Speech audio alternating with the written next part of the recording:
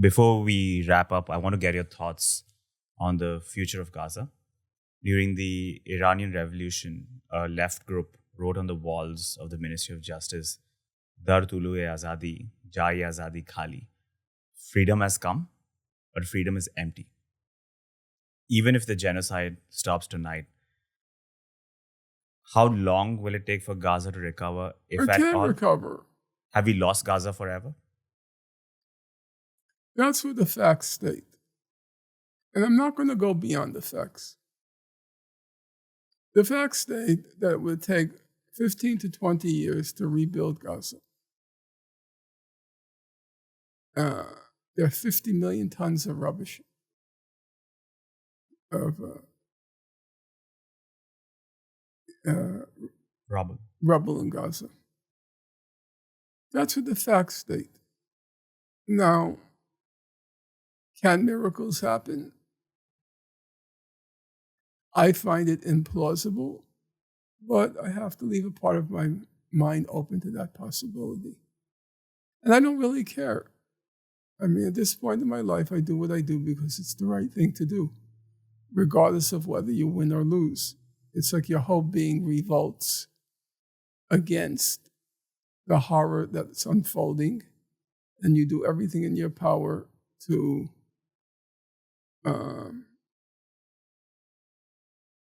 stop the horror from unfolding. And if it can succeed, it can succeed. You still do it. I mean, when I went out and campaigned for Zoran Mamdani, the difference between my age and the next person was about 50 years. It's like, Norm, Mamdani might be mayor and you'll already be dead. You know? Why do you do it? Because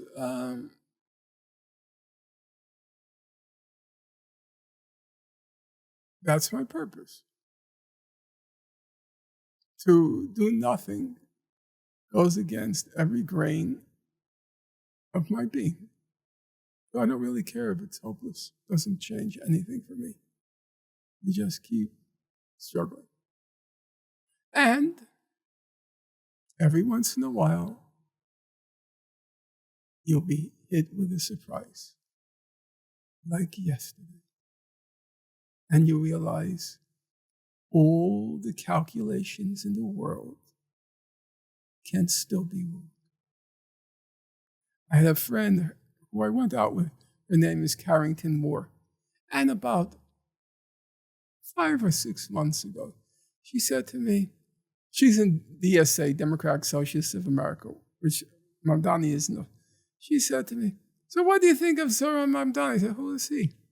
Oh, she said, oh, he's a smart guy and he's so charismatic. And I'm thinking, oh, God, another one of those types, daydreaming. She was right. She was right. My publisher, Colin Robinson, he said to me, he's older than me. He said to me, I think Mamdani's going to win. I said, why do you think that? He said, because he's British. He said, because I saw with Jeremy Corbyn how if you have an army of committed people knocking on doors, it can change all calculations. It could change all calculations. And I have to say, I was skeptical, as I told you. From my experiences, I thought, no, he's going to lose 2 out of every 3 neighborhoods. He can't win.